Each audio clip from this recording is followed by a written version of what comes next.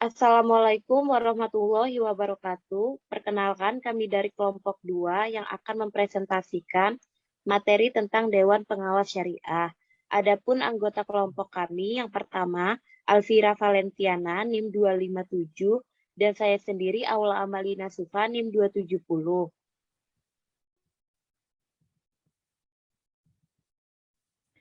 Yang pertama, saya akan menjelaskan mengenai pengertian DPS. DPS adalah badan yang ada di dalam lembaga keuangan syariah dan bertugas mengawasi pelaksanaan keputusan DSN di lembaga keuangan syariah tersebut. Dewan Pengawas Syariah adalah lembaga yang mengawasi aktivitas keuangan syariah agar tetap sesuai dengan prinsip-prinsip syariah. Anggota DPS direkomendasikan oleh Dewan Syariah Nasional atau DSN yang berada di bawah Majelis Ulama Indonesia untuk menjamin seluruh produk, jasa layanan, dan operasional lembaga keuangan syariah sesuai dengan prinsip-prinsip syariah Islam. DPS wajib dibentuk di bank syariah dan bank umum konvensional yang memiliki unit usaha syariah maupun bank perkreditan rakyat syariah. Berdasarkan hukum, DPS diangkat berdasarkan Rapat Umum Pemegang Saham atau RUPS atas rekomendasi Majelis Ulama Indonesia.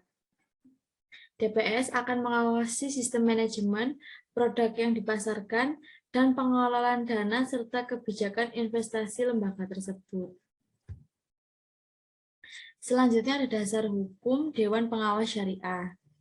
Dalam menjamin legalitas dari eksistensi DPS, lembaga ini diatur dalam Undang-Undang Nomor 21 Tahun 2008 perihal perbankan syariah mengenai posisi DPS dalam perbankan syariah.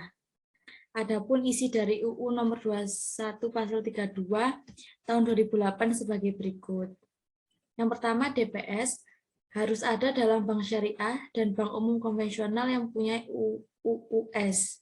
Yang kedua, dalam ayat 1 ditegaskan bahwa DPS diangkat oleh Rapat Umum Pemegang Saham dan dipertimbangkan oleh Majelis Ulama Indonesia. Yang ketiga, DPS bertugas untuk menyampaikan nasihat dan saran kepada pimpinan serta mengontrol kegiatan bank agar sesuai dengan prinsip syariah Islam. Adapun tugas pokok DPS yang pertama adalah DPS adalah seorang ahli atau pakar yang menjadi sumber dan rujukan dalam penerapan prinsip syariah termasuk sumber rujukan fatwa. Yang kedua, DPS mengawasi pengembangan semua produk untuk memastikan tidak adanya fitur yang melanggar syariah. Yang ketiga, menganalisa segala situasi yang belum pernah terjadi sebelumnya yang tidak didasari fatwa di transaksi perbankan untuk memastikan kepatuhan dan kesesuaiannya kepada syariah. Dan yang terakhir, DPS menganalisis segala kontrak dan perjanjian mengenai transaksi-transaksi di bank syariah untuk memastikan kepatuhan kepada syariah. Tugas, wewenang, dan tanggung jawab DPS, yaitu untuk memastikan dan mengawasi kesesuaian operasional bank terhadap fatwa yang dikeluarkan oleh DSN MUI, menilai aspek syariah terhadap pedoman operasional dan produk yang dikeluarkan bank, memberikan opini dari aspek syariah terhadap pelaksanaan operasional bank secara keseluruhan dalam laporan publikasi bank, mengkaji produk dan jasa baru yang belum ada, fatwa untuk dimintakan fatwa kepada DSN MUI. Dan yang terakhir, menyampaikan hasil pengawasan syariah sekurang-kurangnya setiap 6 bulan. Prosedur penetapan anggota DPS. Sebelum mendapat penetapan dari DSN MUI dan persetujuan dari Bank Indonesia, pihak bank wajib mengajukan calon anggota DPS. Permohonan pengajuan ini ditunjukkan kepada Bank Indonesia setelah mendapat rekomendasi dari DSN MUI. Ada dua hal yang dilakukan Bank Indonesia dalam memberikan persetujuan atas permohonan anggota DPS, yaitu yang pertama, penelitian atas kelengkapan dan kebenaran dokumen. Yang kedua, melakukan wawancara kepada calon anggota DPS. Dua hal tersebut dilakukan untuk memenuhi ketentuan Bank Indonesia, khususnya untuk kompetensi mengenai pemahaman operasional bank syariah. Sedangkan penetapan dari DSN MUI dilakukan untuk kompetensi pemahaman mengenai prinsip syariah. Sedangkan prosedur surat permohonan adalah 15 hari sejak diterbitkan surat persetujuan Bank Indonesia, permohonan untuk mendapatkan penetapan DSN MUI sudah wajib disampaikan. Yang kedua, 30 hari sejak diterbitkannya surat persetujuan Bank Indonesia, DSN MUI wajib menetapkan calon untuk anggota DPS. Nah, anggota DPS terdiri dari ahli syariah yang sedikit banyak menguasai hukum dagang yang berlaku dan terbiasa dengan kontrak-kontrak bisnis. Anggota DPS bersifat independen dalam arti bahwa mereka tidak tunduk kepada pimpinan bank yang diawasinya. Dalam rangka menjamin independensi DPS, hal-hal yang harus diperhatikan adalah: pertama, anggota DPS bukan staf bank, mereka tidak tunduk di bawah kekuasaan administrasi bank. Yang kedua, mereka dipilih oleh Rapat Umum Pemegang Saham atau RUPS. Yang ketiga, honorarium mereka ditentukan oleh RUPS. Yang keempat, DPS mempunyai sistem kerja dan tugas-tugas tertentu seperti halnya badan pengawas lainnya. Nah, kedudukan DPS. Dalam buku yang diterbitkan oleh Bank Indonesia dijelaskan bahwa DPS mempunyai 3 kedudukan, yaitu sebagai penasehat dan pemberi saran kepada direksi, pimpinan unit usaha syariah, dan pimpinan kantor cabang syariah mengenai hal-hal yang berkaitan dengan aspek syariah. Yang kedua, sebagai mediator antara bank dengan DSN dalam mengkomunikasikan usul dan saran pengembangan produk dan jasa bank yang memerlukan kajian dan fatwa dari DSN. Yang ketiga, sebagai perwakilan DSN yang ditempatkan pada bank. DPS wajib melaporkan kegiatan usaha dan perkembangan bank syariah yang diawasinya kepada DSN minimal 1 kali dalam 1 tahun. Fungsi utama DPS. Pertama, sebagai penasihat dan memberi saran kepada direksi, pimpinan unit usaha syariah, dan pimpinan kantor cabang syariah mengenai hal-hal yang terkait dengan aspek syariah. Yang kedua, sebagai mediator antara lembaga keuangan syariah dengan Dewan Syariah Nasional dalam mengkomunikasikan usul dan saran pengembangan produk, jasa dari lembaga keuangan syariah yang memerlukan kajian dan fatwa dari Dewan Syariah Nasional atau DSN. Yang ketiga, DPS melakukan pengawasan secara periodik pada lembaga keuangan syariah yang berada di bawah pengawasannya. Yang keempat, DPS berkewajiban mengajukan usul-usul pengembangan lembaga keuangan syariah kepada pimpinan lembaga yang bersangkutan dan kepada DSN. DPS merumuskan permasalahan-permasalahan yang memerlukan pembahasan DSN. Selanjutnya akan dijelaskan oleh teman saya. Selanjutnya, struktur organisasi. Dapat dilihat bahwa posisi DPS sejajar dengan Dewan Komisaris. Karena DPS dan Dewan Komisaris harus mendapat persetujuan RUPS dan mewakili kepentingan RUPS dari segi pengawasan kesyariahan. Jadi keduanya sama-sama bertanggung jawab kepada RUPS. Selain itu, perlu pertimbangan mengenai honorarium para anggota DPS bila dianggap sejajar dengan anggota Dewan Komisaris. Berarti imbalan yang diberikan juga seharusnya sama. DSN tidak dapat membubarkan DPS, tetapi hanya mengajukan kepada RUPS untuk membubarkan DPS. Jika tidak melakukan tugasnya dengan baik, apabila terjadi penyimpangan di DPS, maka Bank Indonesia dalam hal ini Direktur melaporkan kepada DSN dan kemudian DSN akan merekomendasikan kepada RUPS agar memberhentikan DPS. Next. Selanjutnya, struktur DPS pada LKS. Secara kelembagaan, struktur DPS pada LKS dapat kita lihat sebagai berikut. Yang pertama, dalam struktur perusahaan, DPS berada setingkat dengan fungsi komisaris sebagai pengawas direksi.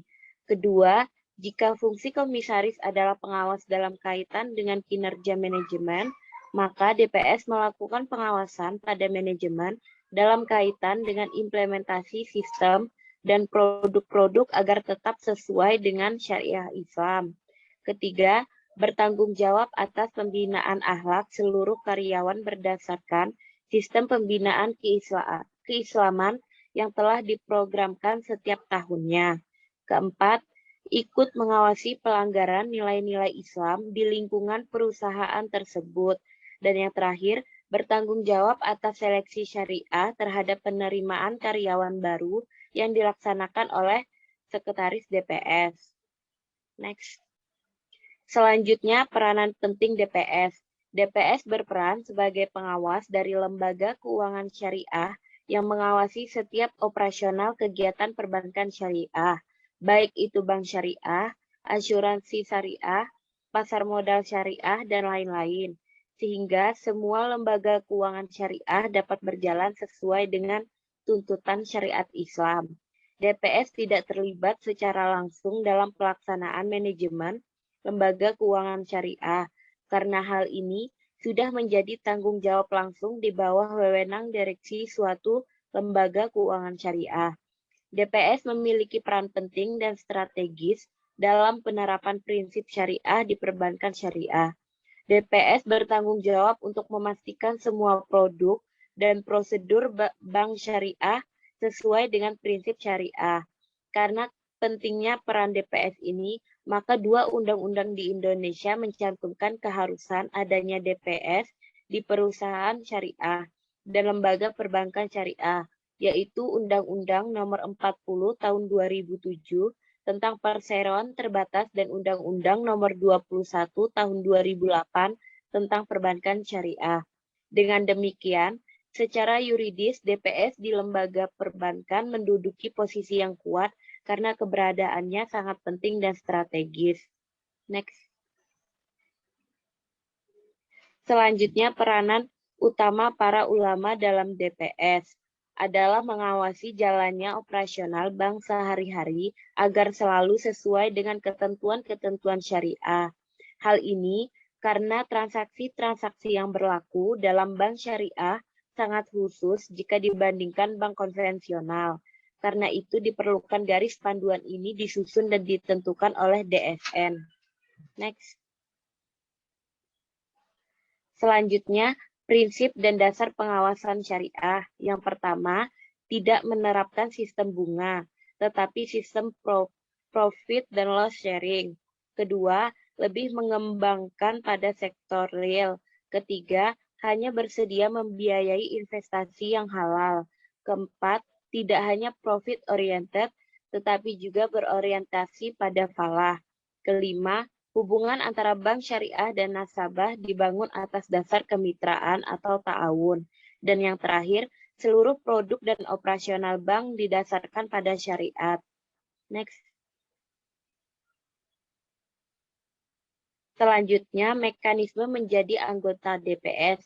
Menurut pasal 21 PBI nomor 6/24/PBI/2004, anggota DPS wajib memenuhi persyaratan sebagai berikut. Yang pertama, integritas, yaitu memiliki akhlak dan moral yang baik, memiliki komitmen untuk mematuhi peraturan perundang-undangan yang berlaku, memiliki komitmen yang tinggi terhadap pengembangan operasional bank yang sehat, dan tidak termasuk dalam daftar tidak lulus sesuai dengan ketentuan yang ditetapkan oleh Bank Indonesia. Kedua, kompetensi, yaitu memiliki pengetahuan dan pengalaman di bidang syariah muamalah dan pengetahuan di bidang perbankan dan keuangan secara umum. Dan yang terakhir, reputasi keuangan, yaitu pihak-pihak yang tidak masuk dalam kredit atau pembiayaan macet dan tidak pernah dinyatakan valid atau menjadi direksi atau komisaris yang dinyatakan bersalah menyebabkan suatu perseroan dinyatakan valid dalam waktu 5 tahun terakhir sebelum dicalonkan. Next. Selanjutnya, mekanisme kerja DPS. Yang pertama, DPS melakukan pengawasan secara periodik pada lembaga keuangan syariah yang berada dalam pengawasannya. Kedua, DPS berkewajiban mengajukan usul-usul pengembangan LKS kepada pimpinan LKS bersangkutan dan kepada DSN. Ketiga, DSN melaporkan perkembangan produk dan operasional LKS yang diawasinya kepada DSN sekurang-kurangnya 2 kali dalam 1 tahun anggaran. Dan yang terakhir, DPS merumuskan permasalahan yang memerlukan pembahasan DSN. Next. Selanjutnya, mekanisme pengawasan DPS terhadap bank syariah. Yang pertama, melakukan pengawasan secara periodik pada lembaga keuangan syariah yang berada di bawah pengawasannya. Yang kedua, berkewajiban mengajukan usul-usul pengembangan lembaga keuangan syariah kepada pimpinan lembaga yang bersangkutan dan kepada Dewan Syariah Nasional. Ketiga, melaporkan pengembangan produk dan operasional lembaga keuangan syariah yang diawasinya kepada DSN sekurang-kurangnya 2 kali dalam 1 tahun anggaran. Dan yang terakhir, merumuskan permasalahan-permasalahan yang memerlukan pembahasan DSN. Next. Selanjutnya, kesimpulan. Pengawasan syariah mempunyai prinsip dalam melaksanakan pengawasannya, yaitu berprinsip kepada nilai syariat yang bersifat ilahiyah atau wahyu. Kemudian untuk sistem pengawasannya memiliki 2 sistem, yaitu pertama, aspek kondisi keuangan, kepatuhan pada ketentuan perbankan secara umum dan prinsip kehati-hatian bank. Dan yang kedua, yaitu pemenuhan prinsip syariah dalam kegiatan operasional untuk mekanisme pengawasan syariah oleh DPS dilakukan secara periodik setidaknya 6 bulan sekali. Dalam waktu 6 bulan tersebut, DPS melakukan analisis mengenai operasional bank dan menilai kegiatan maupun produk bank tersebut.